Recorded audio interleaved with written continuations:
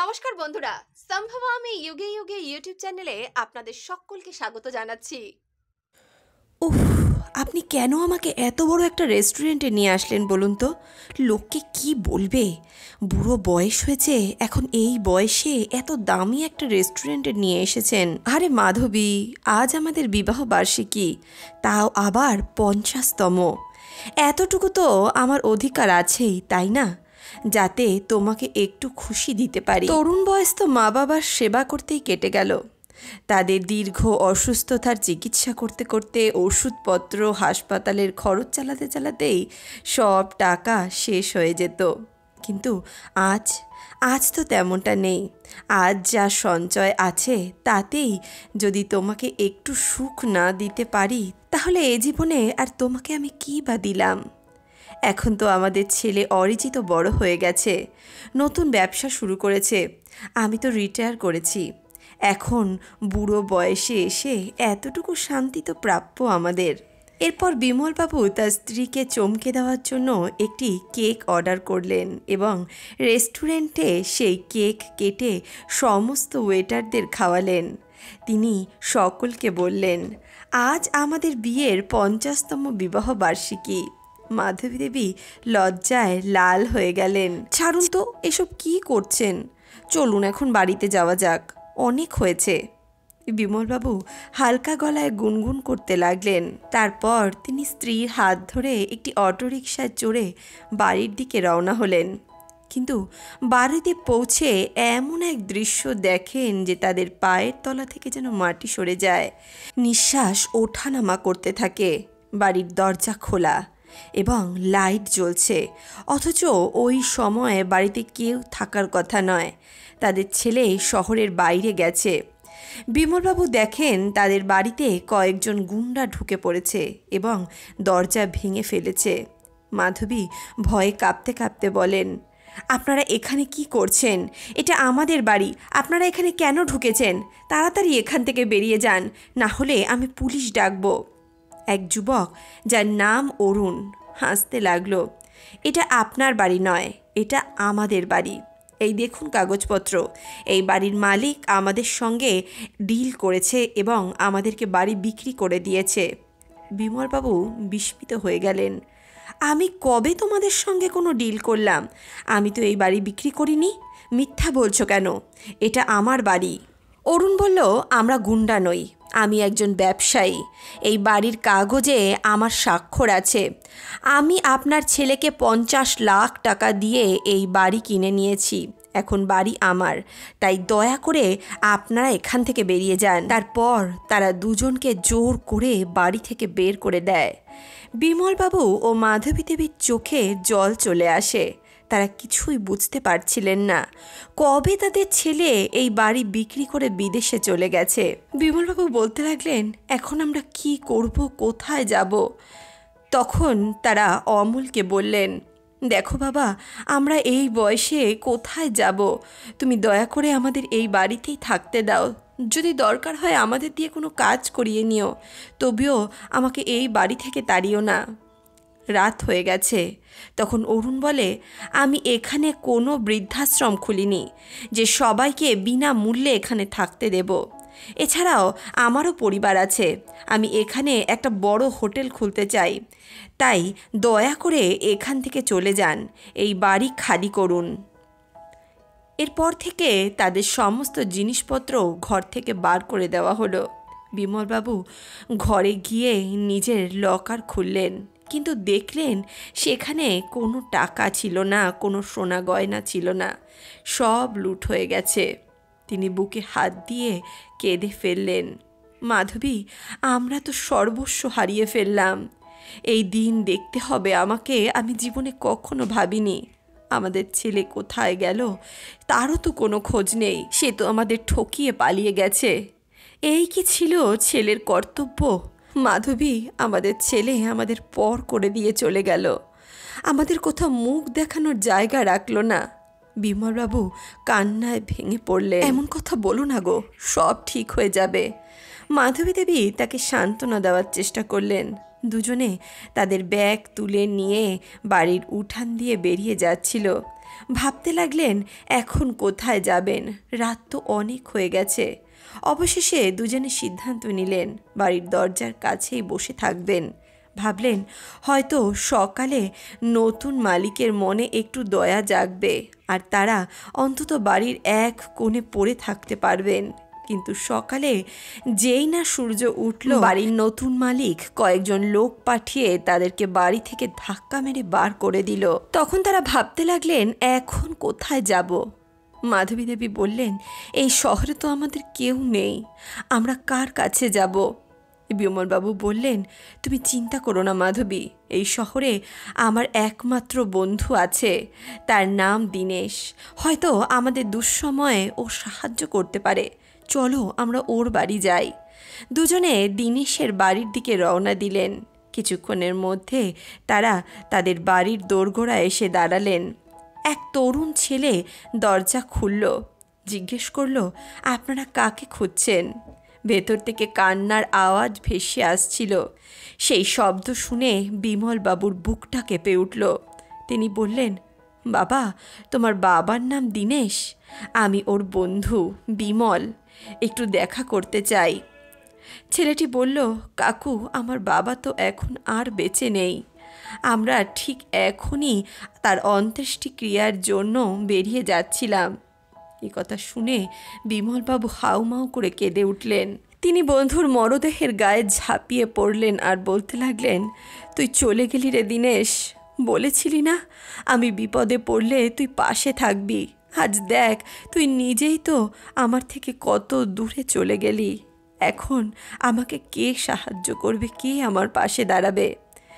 দীনেশের শেষকৃত্য সম্পন্ন হলো। তারপর বিমলবাবু আর মাধবী যখন বাড়ি থেকে বেরিয়ে যেতে লাগলেন, তখন দীনেশের ছেলে পঙ্কজ বলল, কাকু, আপনাদের কোনো সমস্যা আছে? বিমলবাবু বললেন, না রে বাবা, এমন কিছু না। তখন পঙ্কজ বলল, আমাকে যদি আপনি নিজের ছেলের মতো মনে করেন তাহলে বলতে পারেন, হ্যাঁ, আমার বাবা এখন আর এই পৃথিবীতে নেই, কিন্তু তার প্রত্যেকটি কথার আমি সম্মান করি। আপনি তো তার বন্ধু ছিলেন, তাই আপনি সারা জীবন আমার পরিবারের একজন হয়ে থাকবেন। বলুন কাকু, আপনারা কোথায় যাবেন? আপনাদের কি সমস্যা হয়েছে? বিমলবাবুর চোখ জলে ভরে উঠল। বললেন, বাবা, আমি তো তোমার বাবার কাছে সাহায্য চাইতে এসেছিলাম। আমার ছেলে আমাদের বাড়ি বিক্রি করে বিদেশে পালিয়ে গেছে, আমরা আজ একেবারে গৃহহীন। ভাবলাম তোমার বাবা যদি একটু সাহায্য করেন। পঙ্কজ বলল, বাবা নেই তো কি হয়েছে, আমি তো আছি। আপনি যদি চান তাহলে আমাদের বাড়িতে থাকতে পারেন, আপনাদের কোনো কষ্ট হবে না। বিমলবাবু বললেন, আমার নিজের ছেলে তো আমাদের পর করে দিয়েছে, কিন্তু তুমি আজ যা বলেছ তাতে আমার মনটা সন্তুষ্ট হয়েছে। শুধু একটু মাথা গোজার ঠাঁই চাই, আর কিচ্ছু না। বাকি রোজগারের ব্যবস্থা আমি নিজেই করে নেব। পঙ্কজ হাসি মুখে বলল, কাকু, আপনি একদিকে আমাকে ছেলে বলছেন আর একদিকে নিজেকে পর করে নিচ্ছেন। আমাদের বাড়ির পেছনে একটা গেস্ট রুম রয়েছে, সেটা খালি পড়ে রয়েছে, আপনি চাইলে ওখানে থাকতে পারেন। যতদিন না পর্যন্ত আপনি কাজ খুঁজে পাচ্ছেন বা কোনো রোজগারের ব্যবস্থা হচ্ছে, ততদিন এখানে নিশ্চিন্তে থাকুন। বিমলবাবু আর মাধবী দেবী তাদের জিনিসপত্র গুছিয়ে নিয়ে গেস্ট রুমে রেখে দিল। পঙ্কজ আবার বলল, কাকু, এই বয়সে তো কোনো কাজ করার কথা নয়, আপনি কোথায় কাজ পাবেন? এই সময় ছেলে মেয়েদের দায়িত্ব তার মা বাবার খেয়াল রাখা।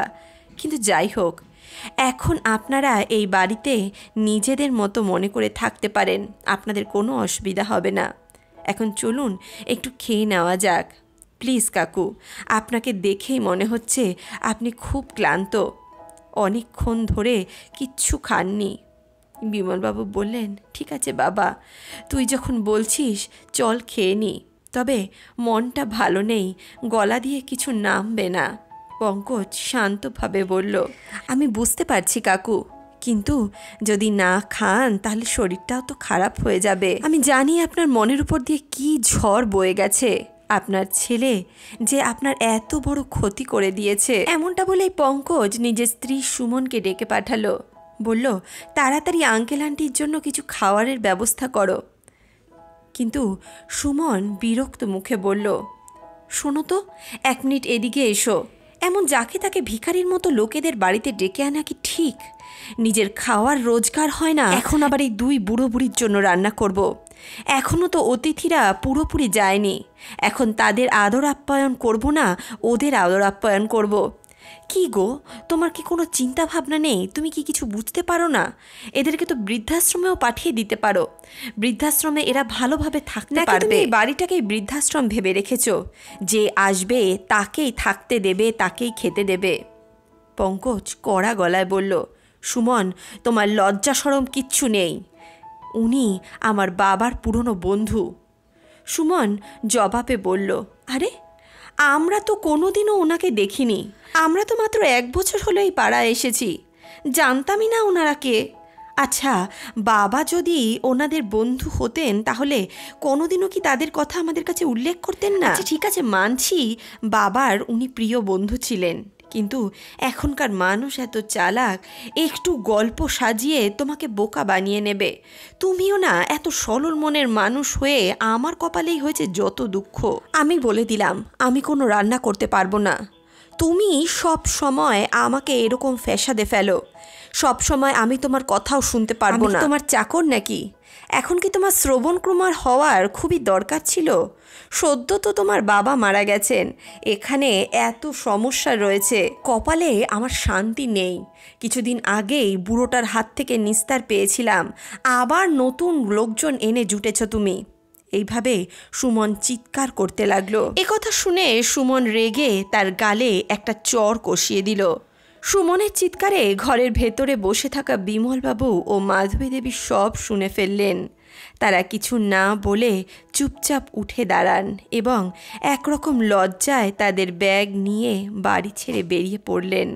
পঙ্কজ গেস্ট রুমে গিয়ে দেখল তারা সেখানে নেই। সে দৌড়ে বাইরে বেরিয়ে আসলো এবং চিৎকার করে বলল, আঙ্কেল 1 মিনিটের জন্য শুনে যান। তারপর পঙ্কজ তাদের পায়ে পড়ে যায়। আঙ্কেল, আমি আমার স্ত্রীর হয়ে ক্ষমা চাইছি, আমি সত্যিই আপনাদের জন্য কিছু করতে চাই। আমার এক বন্ধুর জামা কাপড়ের দোকান আছে, আমি তার সঙ্গে কথা বলবো। আপনি যদি চান তাহলে আমি সেখানে আপনাকে কাজেও ঢুকিয়ে দিতে পারি, খাওয়া দাওয়ার ব্যবস্থা হয়ে যাবে, আর আপনি চাইলে ভাড়ার একটা ঘরও সেখানে নিয়ে নিতে পারেন। বিমলবাবু বললেন, ঠিক আছে, যদি তুমি এটা করে দিতে পারো তাহলে আমার অনেক উপকার হবে। পঙ্কজ তার বন্ধুর বাবার সঙ্গে দোকানে চাকরির ব্যাপারে কথা বলল, তবে তিনি বললেন, আঙ্কেল, দোকানটা শহর থেকে একটু দূরে, আপনার কোনো অসুবিধা হবে না তো? যদি যেতে আসতে একটু অসুবিধা হয়। বিমলবাবু শান্ত গলায় বললেন, না রে বাবা, যখন জীবন এমন দিন দেখিয়েছে তখন শহর আর দূরত্বের কোনো মানেই নেই। এই শহরে থাকার ইচ্ছে মরে গেছে আমার। পঙ্কজ দোকানের ঠিকানা দিয়ে দিলেন।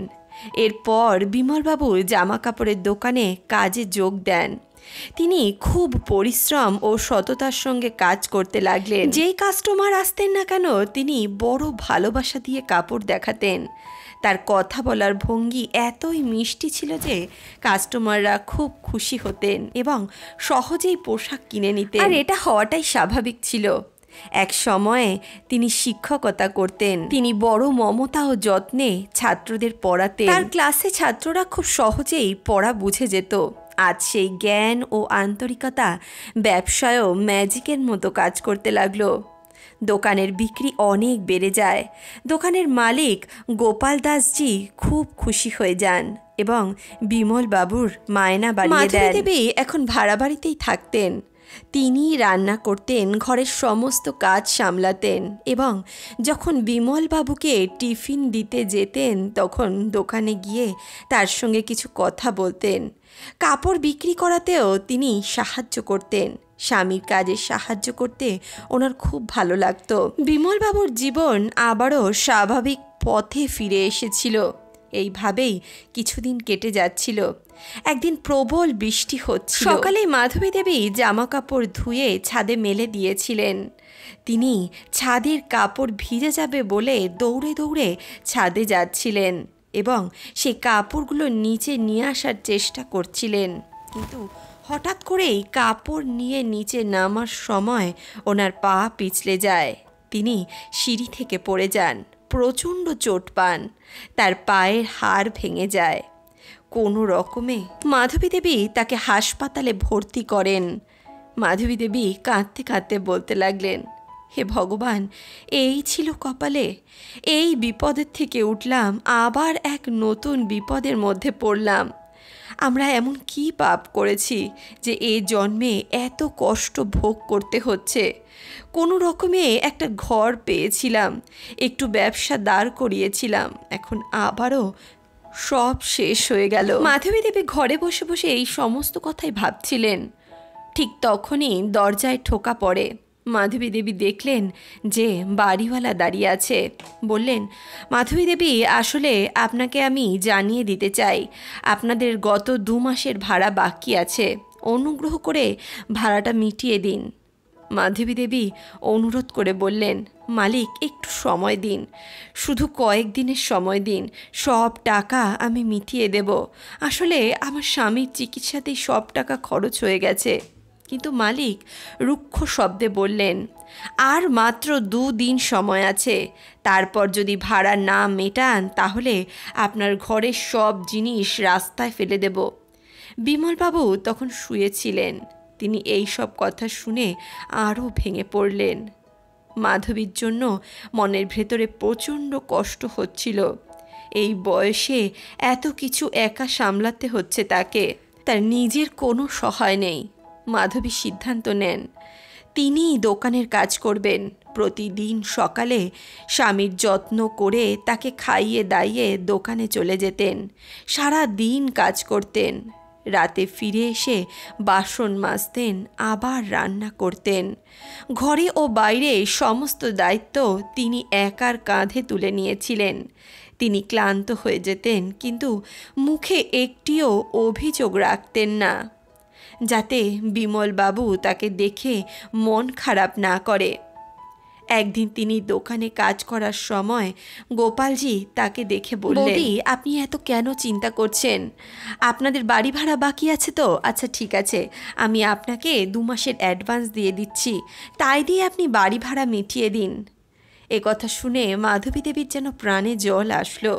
তিনি গোপাল দাসজির কাছ থেকে কিছু টাকা ধার নিলেন এবং সেই টাকা দিয়েই বাড়ি ভাড়া মেটালেন। এভাবেই তিনি দোকানে কাজ করছিলেন। হঠাৎই একদিন দোকানে কাজ করতে করতে একজন কাস্টমার দোকানে আসলো এবং তার ডিজাইনগুলো তার খুব পছন্দ হয়ে গেল। মাধবী দেবী খুব বেশি পড়াশোনা জানতেন না, কিন্তু তার সেলাই, কাঁথা ও ডিজাইনের প্রতি অদ্ভুত আগ্রহ ও জ্ঞান ছিল। তিনি নিজের মতো করে ডিজাইন তৈরি করে কর্মচারীদের শেখাতেন এবং সেই ডিজাইন অনুযায়ী কাপড় তৈরি করা হতো। ক্রেতারা সেগুলো খুব পছন্দ করতে থাকলেন। ক্রমে গোপাল দাসজির দোকান বড় বড় অর্ডার পেতে লাগলো। তিনি খুশিতে আত্মহারা হয়ে উঠলেন। ধীরে ধীরে গোপাল দাসজি অনলাইনেও একটা পোশাক বিক্রির শোরুম খুললেন। একজন ছেলে রাখলেন, যিনি বাড়ি বাড়ি গিয়ে ডেলিভারি দিত। এভাবে গোপাল গার্মেন্টসের নাম ছড়িয়ে পড়তে লাগলো শহরের বাইরেও। গোপাল দাসজি এত সাফল্য দেখে মাধবী দেবীর বেতন দ্বিগুণ করে দিলেন। এদিকে বিমলবাবু আবার নিজের পায়ে দাঁড়াতে শুরু করলেন, হাঁটতে শুরু করলেন। একদিন তাদের দোকানে একটি বড় অর্ডার আসলো, একটি বিয়ের অনুষ্ঠানের জন্য জামা কাপড় বানানোর অর্ডার। কনে ও বরের পরিবারের সমস্ত সদস্যের জন্য ডিজাইনার পোশাকের অর্ডার ছিল। সব কিছু ঠিকমতো ডেলিভারি করতে পারলে অনেক পোশাকের অর্ডার আরও পাওয়া যেত। নির্দিষ্ট দিনে তারা প্রত্যেকটি পোশাক ঠিকভাবে ডেলিভারি করে দিল, শুধু বরের পোশাক ছাড়া, কারণ সেদিন ডেলিভারি বয় আসতে পারেনি। তার মা হঠাৎ অসুস্থ হয়ে পড়েছিলেন। তখন গোপালবাবু চিন্তায় পড়ে গেলেন, কারণ দোকান বন্ধ হওয়ার সময় হয়ে গিয়েছিল আর বরের জামা এখনও পৌঁছায়নি। দোকানের অন্যান্য স্টাফরাও তখন সেখান থেকে চলে গিয়েছিল, কিন্তু দোকানের পাশেই ছিল বিমল বাবুর বাড়ি। তাই গোপাল দাসজি তাকে ফোন করলেন। গোপাল দাসজি বললেন, বিমলবাবু, যদি কষ্ট না হয় এই ঠিকানায় আপনি এই কাপড়টি পৌঁছে দেবেন, আজ ডেলিভারি বয় আসতে পারেনি। বিমলবাবু বললেন, না না মালিক, এতে কষ্টের কি আছে, আজ তো ওর জীবনের সব থেকে শুভ দিন, অবশ্যই পৌঁছে দেব, আর জায়গাটাও তো এমন কিছু দূরে নয়। বিমলবাবু যখন পার্সেল হাতে পৌঁছন এবং বিয়ের মণ্ডপে ঢোকেন, তখন তার পায়ের নিচ থেকে যেন মাটি সরে যায়। তিনি যেটা দেখেন তাতে মুহূর্তেই ধপ করে পড়ে যান। এটা কি, কার বিয়ে? আমি কি ভুল ঠিকানায় এসে পড়লাম? ঠিকানা তো ঠিকই আছে, কিন্তু সামনে দাঁড়িয়ে আছে তার নিজের ছেলে অরিজিৎ। প্রকৃতই কি তাকে তার মুখোমুখি হতে হবে? এটা তো তিনি নিজের ভয়ঙ্কর স্বপ্নেও কল্পনা করতে পারেননি। বিমলবাবুর পুরো জগৎ যেন ধ্বংস হয়ে গেল। না হাসতে পারছিলেন, না তো কাঁদতে পারছিলেন। এদিকে অরিজিৎ গরম গলায় চিৎকার করে তার কাজের লোকদের দমিয়ে রাখছিল। এখনও আমার শেরওয়ানি সময় মতো পৌঁছায়নি। তুমি কি চাও আমি বাবাকে সমস্ত কিছু বলে দেব? তখনই চাকর বলতে লাগলো, না না মালিক, আমাদের মালিককে কিছু বলবেন না, আমরা এক্ষুনি ফোন করে দেখছি এখনও কেন শেরওয়ানি এসে পৌঁছলো না। তখনই অরিজিৎ তাদের পা দিয়ে ধাক্কা মেরে সরিয়ে দিয়ে বলল, এখান থেকে এক্ষুনি সরে যাও, আমার মুড গরম হয়ে গেছে, আমার আজ বিয়ে, আর এখনও পর্যন্ত আমার শেরওয়ানি এসে পৌঁছলো না। কোণে পিঙ্কি নিজের ঘরে বসে সাজছিল, আর অন্যদিকে অরিজিৎ নিজের রুমে বসে নিজের শেরওয়ানির অপেক্ষা করছিল। তখনই বিমলবাবু মনে মনে ভাবলেন, আজ এই মেয়েটার জীবন বরবাদ হয়ে যাবে। একটা অসহায় মেয়ে নিজের জীবনে একটা প্রতারকের সঙ্গে নিজের গাঁটছড়া বাঁধতে চলেছে। এটা আমি কিভাবে হতে দেব? আমার জীবন তো নষ্ট করেই দিয়েছে, এখন এই মেয়েটার জীবনও নষ্ট করতে বসেছে। যে নিজের বাবা মার হলো না, সে অন্য কারোর কি হবে? বিমলবাবু অগত্যা সেই শেরওয়ানির প্লাস্টিকটা নিজের কাঁধে করে নিয়ে অরিজিতের সামনে এসে দাঁড়ালো। অরিজিৎ যখন পিতাকে দেখল, চোখ তার বড় বড় হয়ে গেল। সে বলতে লাগলো, এ কি, তুমি ভিখারির মতো এখানে এসে দাঁড়িয়েছ আমার বিয়েতে? কি চাও, তোমাকে ভিক্ষা দেব? এখানে থেকো না, এক্ষুনি এখান থেকে চলে যাও। তুমি বুঝতে পারছো না? এখান থেকে চলে যাও, না হলে আমার শ্বশুরমশাই এটা ভাববে যে আমার বাবা একজন ভিখারি, আর আমি এই বাড়ির জামাই হতে চলেছি, আমার মান সম্মান কিচ্ছু থাকবে না, এক্ষুনি এখান থেকে বেরিয়ে যাও। তখনই সেখানে বিয়েবাড়ির কয়েকজন লোক চলে আসলেন। তারা বলতে লাগলেন, এ কি, বরের ডেলিভারি নিয়ে এসেছো? তাহলে তাড়াতাড়ি তাকে শেরওয়ানিটা পরিয়ে দাও। বিমলবাবু কিচ্ছু বললেন না, চুপচাপ তাকে শেরওয়ানি পরিয়ে দিতে লাগলেন। শেরওয়ানি দেখে অনুষ্ঠান বাড়ির লোকেরা বলল, বাহ, খুব সুন্দর ফিট হয়েছে। তখনই অরিজিৎ বলল, দেখো সামনে আমার ওই জুতোটা রাখা রয়েছে, এটাও আমার পায়ে পরিয়ে দাও। বিমলবাবু কিচ্ছু বললেন না, চুপচাপ জুতোটা নিয়ে এসে তার পায়ে পরিয়ে দিতে লাগলেন।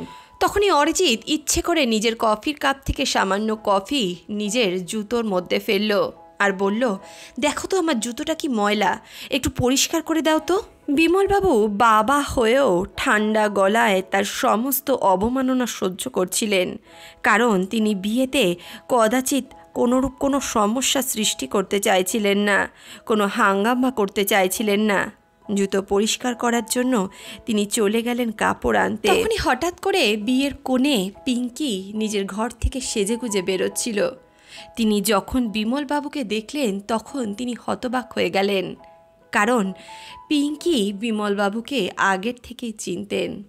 তাড়াতাড়ি পিঙ্কি বিমলবাবুর পায়ে হাত দিয়ে তাকে প্রণাম করলেন, বললেন, মাস্টারমশাই, আপনি এখানে কি করছেন? তখনই বিমলবাবু মনে মনে ভাবতে লাগলো, আজকে যদি এই মেয়েটাকে সত্যি কথা না বলি, তাহলে এই মেয়েটার জীবন ধ্বংস হয়ে যাবে।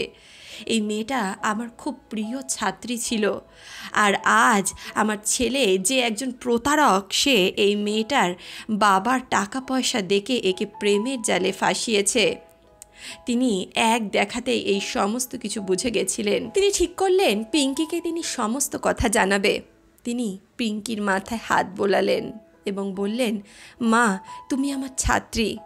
আমি এর আগে এতক্ষণ ভেবেছিলাম যে কাউকে কিছুই জানাবো না, কিন্তু যখন তোমাকে দেখলাম তখন আমি তোমার জীবনটা এইভাবে বরবাদ হতে দেখতে পারবো না। তাই আমি তোমাকে একটি কথা জানাতে চাই, আমার মনে হয় এটা জানা তোমার দরকার। এমনটা বলে বিমলবাবু নিজের সঙ্গে ঘটে চলা সমস্ত ঘটনা পিঙ্কিকে জানিয়ে দিল। পিঙ্কি যখন শুনল যে অরিজিৎ তারই ছেলে এবং তার সঙ্গে এমন প্রতারণা করেছে, তার বাড়ি বিক্রি করে তাদেরকে বাড়ি থেকে বার করে দিয়েছে, তখন সে হতবাক হয়ে গেল। সে ঠিক করল এই সমস্যার সমাধান সে নিজেই করবে। প্রথমত সে অরিজিতের কাছে গেল এবং খুব ভালো ব্যবহারের ভান করলো। বলতে লাগলো, অরিজিৎ, আজ আমাদের বিয়ে, তুমি কি চাও না আমাদের বিয়েটা অনেক সুন্দরভাবে হোক? আজ আমরা দুজনে একে অপরকে নিজের জীবনসঙ্গী হিসেবে মেনে নিতে চলেছি। চলো আমরা দুজনে স্টেজে যাই এবং আজ স্টেজে আমি তোমার সম্বন্ধে কিছু কথা সকলকে জানাতে চাই। আমি সবাইকে জানাতে চাই যে আমি তোমাকে কত ভালোবাসি। অরিজিৎ বলল, অবশ্যই পিঙ্কি, চলো আমিও জানাতে চাই যে আমি তোমাকে কত ভালোবাসি। এমনটা বলে পিঙ্কি অরিজিৎকে স্টেজের উপর নিয়ে গেল। কিছুক্ষণ পর পিঙ্কি যখন স্টেজে পৌঁছলো তখন সে মাইকটা নিজের হাতে তুলে নিল আর বলতে লাগলো, বিমলবাবু, মাস্টারমশাই, আপনি দয়া করে স্টেজে আসুন। বিমলবাবু কোণা থেকে দাঁড়িয়ে সমস্ত দৃশ্য দেখছিল। সেখানে থাকা সমস্ত মানুষ তখন বিমলবাবু নামের কোনো ব্যক্তিকে খুঁজতে লাগলো। তারা ভেবেছিল হয়তো পিঙ্কি নিজের আর অরিজিতের সম্বন্ধে কিছু ভালোবাসার মুহূর্তের কথা তাদেরকে জানাবে, কিন্তু হঠাৎ করে পিঙ্কি বিমলবাবুকে স্টেজে ডাকাতে সবাই হতবাক হয়ে গেল। বিমলবাবু আস্তে আস্তে এগিয়ে আসলেন এবং পিঙ্কি বলতে লাগলো, মাস্টারমশাই, দয়া করে স্টেজে আসুন, আমার কিছু বলার আছে। বিমলবাবু অশ্রু সজল চোখে স্টেজের উপর উঠে দাঁড়ালেন। পিঙ্কি বলল, এই মানুষটা আমার শিক্ষক, আমি ছোট থেকে ওনার কাছেই শিক্ষা গ্রহণ করেছি। আজ আমার শিক্ষক জীবনে অনেক বড় একটি সমস্যায় পড়েছেন। তিনি নিজের মুখ থেকে নিজের জীবনের কাহিনী বলবেন আর তারপর আপনারাই বিচার করবেন যে আমার ওনার জন্য কি করা উচিত। পিঙ্কি বিমলবাবুর উদ্দেশ্যে বলতে লাগলো, এই মানুষটা নিজের জীবনের অধিকাংশ সময় আমাদেরকে শিক্ষাদান করতে অতিবাহিত করেছেন। জীবনে কখনো আমাদের কাছ থেকে কিচ্ছু চাননি, নিঃস্বার্থভাবে আমাদেরকে শিক্ষা প্রদান করেছেন। কিন্তু আজ এই মানুষটার জীবনের এই পরিণতি, তাও আবার এই কুলাঙ্গার ছেলের জন্য। বিমলবাবুর চোখ থেকে অঝরে অশ্রু ঝরছিল। তিনি বলতে লাগলেন, আমি কিচ্ছু চাই না মা, আমি শুধু চাই তুমি জীবনে সুখী হও। এমন একটা মানুষের সঙ্গে থাকলে তোমার জীবনটা বরবাদ হয়ে যাবে। ও শুধুমাত্র তোমার টাকার জন্য তোমাকে ভালোবেসেছে। পিঙ্কি বলল, মাস্টারমশাই, আজ আপনি আমার জন্য যা করলেন তা আমি জীবনে এই ঋণ শোধ করতে পারবো না। তবে একটা কথা আমি আপনার ছেলেকে বলতে চাই। সে অরিজিতের উদ্দেশ্যে বলল, অরিজিৎ, যেই মানুষ নিজের মা বাবাকে ভালোবাসে না, তাদেরকে সম্মান করে না, শ্রদ্ধা করে না, তাদের সঙ্গে ছল চাতুরি করে, প্রতারণা করে, তাদেরকে ঘর থেকে বার করে দেয়, সেই মানুষ অন্য কোনো মানুষকে জীবনে সুখে রাখতে পারবে না। তাই আজ আমি তোমার সঙ্গে এই বিয়ে ভেঙে দিলাম। তুমি নিজের জীবনে সুখে থাকো, কিন্তু এরপর থেকে তুমি আর আমাকে কোনোরূপভাবে বিরক্ত করার চেষ্টা করবে না। আর আজ থেকে তুমি আমার কোম্পানি থেকে বরখাস্ত হলে। পিঙ্কির বাবা যখন এই সমস্ত কথা শুনল তিনি অবাক হয়ে গেলেন। তিনি মেয়ের এই সিদ্ধান্তে গর্বিত হলেন এবং অরিজিৎকে বলতে লাগলেন, তোমাকে আমি একজন ভালো মানুষ ভেবেছিলাম, কিন্তু তুমি যে নিজের বাবাকে জীবনে এমন একটা পরিস্থিতিতে ফেলে দিয়েছো যে নিজের বাবা মার সঙ্গে এইভাবে প্রতারণা করেছো, সে কোনোদিনও আমার মেয়েকে সুখে রাখতে পারবে না। দয়া করে তুমি এখান থেকে বেরিয়ে যাও, তা না হলে আমি তোমাকে ধাক্কা মেরে এখান থেকে বার করে দেব। অরিজিৎ শুকনো কান্নায় নিজের চোখ ভিজাতে লাগলো, বলতে লাগলো, বাবা, দয়া করে আমাকে ক্ষমা করে দিন। বিমলবাবু বলতে লাগলেন, দেখো, একজন পিতা হিসেবে হয়তো আমি তোমাকে ক্ষমা করে দিতে পারি, কিন্তু একজন স্বামী হিসেবে আমি তোমাকে কখনো ক্ষমা করতে পারবো না। তুমি আমার স্ত্রীর জীবন ধ্বংস করে দিতে চেয়েছিলে। তোমার মা জীবনে অনেক কষ্ট সহ্য করেছেন। আমার খারাপ পরিস্থিতিতে তিনি হাড় ভাঙা খাটনি করেছেন এবং আজ পর্যন্ত উনি কঠোর পরিশ্রম করে চলেছেন। আমার স্ত্রীর এই কষ্টের প্রতিদান তো তোমাকে দিতেই হবে। হ্যাঁ, আমি তোমার উপর কোনো আইনি ব্যবস্থা নিচ্ছি না, কারণ বাবা হয়ে হয়তো আমি তোমাকে এমন একটা বিপদে ঠেলে দিতে পারবো না, কিন্তু তোমার কৃতকর্মের শাস্তি ঈশ্বর তোমাকে অবশ্যই দেবেন। এমনটা বলে বিমলবাবু সেখান থেকে নিশ্চিন্ত মনে বেরিয়ে গেলেন। এদিকে পিঙ্কি ও তার বাবা অরিজিৎকে ধাক্কা মেরে নিজের ঘর থেকে বাইরে বার করে দিল। সে নিজের চাকরি হারালো, নিজের সম্মান হারালো। অপরদিকে বিমলবাবু মাধবী দেবীর কাছে গিয়ে ওনাকে সমস্ত ঘটনা পরিষ্কার করে জানালেন। তিনি বললেন, আজ আমি একজনের প্রাণ রক্ষা করতে পেরেছি, একটা মেয়ের জীবন বরবাদ হয়ে যাওয়ার হাত থেকে রক্ষা করতে পেরেছি। মাধবী দেবী যখন সমস্ত ঘটনা শুনলেন, তিনি বললেন, তুমি যা করেছো একদম ঠিক করেছো। বন্ধুরা, এই বিষয়ে আপনারা কি মনে করেন? বিমলবাবু যা করেছিলেন তা কি তিনি ঠিক করেছিলেন? নিজেদের মূল্যবান মন্তব্য কমেন্ট বক্সে অবশ্যই লিখে জানাবেন। বন্ধুরা, এই কাহিনী আমাদের জীবনে অনেক বড় একটি শিক্ষা প্রদান করে। জীবনের পথে যতই বাধা ও প্রতারণা আসুক না কেন, ধৈর্য, সততা আর নিষ্ঠার মূল্য অপরিসীম। পিতামাতার ভালোবাসা আর শিক্ষার আলো থেকে যদি আমরা একবার বেরিয়ে যাই, তাহলে আমাদের পতন অনিবার্য। স্বল্পমেয়াদী সুবিধার পেছনে ছুটলে সম্পর্ক ও সম্মান নষ্ট হতে পারে, কিন্তু সৎ মনোভাব ও আন্তরিকতা সব ক্ষত মুছেও দিতে পারে। বন্ধুরা, আজকের এই কাহিনী, আজকের এই প্রসঙ্গ আপনাদের কেমন লাগলো কমেন্ট বক্সে অবশ্যই লিখে জানান। ভিডিওটি ভালো লাগলে অবশ্যই ভিডিওটিতে একটি লাইক করুন। বন্ধু বান্ধব আত্মীয় পরিজনের সঙ্গে ভিডিওটি শেয়ার করুন। দেখা হচ্ছে নতুন কোনো কাহিনীর সঙ্গে, নতুন কোনো ঘটনার সঙ্গে। ততক্ষণের জন্য সুস্থ থাকুন, ভালো থাকুন।